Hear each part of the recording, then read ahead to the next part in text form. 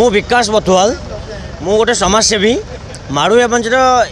2023-24 president भी आ किशन भाई को व्यक्तिगत रूप से 5-7 वर्ष है जानी आंकर समाज सेवार जो जिल अच्छी से कार न थाए ये सब बेले राति अधे भी लोकों सेवारे जो देखिए असुविधा अच्छी से जाकि सागे सागे पहुँच जाइए तो ये जब जितने ताले मैं भावी समाज में बहुत बढ़िया कम करेंगे। ये सब बेले लोकर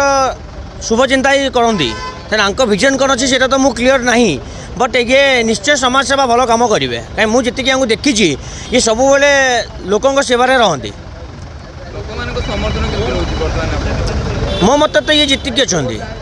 आम समर्थन मो जिते मो पाखे जी समर्थन सब तो सपोर्ट अच्छा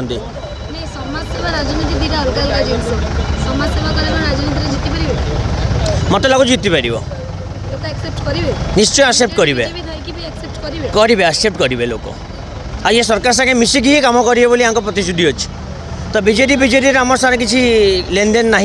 आम फास्ट क्लीयर कि आमर जे सरकार करेंगे साथ मिसिकी कम करार अच्छे शासन रे जहाँ तो अच्छी त्रुटि न त्रुटि से तो अपन देखुं सी भी जानूँ ताकू नहीं कि से काम आरंभ करेंगे।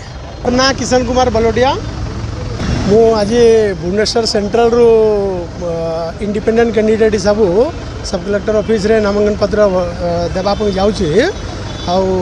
जो समाज को आम सर्विसटा देचु 8 वर्ष है आज समाज सेवी सोशल सर्विस सब देचु एवं पॉलिटिकली आगे बढ़ी आउ टे भल सर्विस दे पार्बू कहीकि पॉलिटिक्स रे आसीचु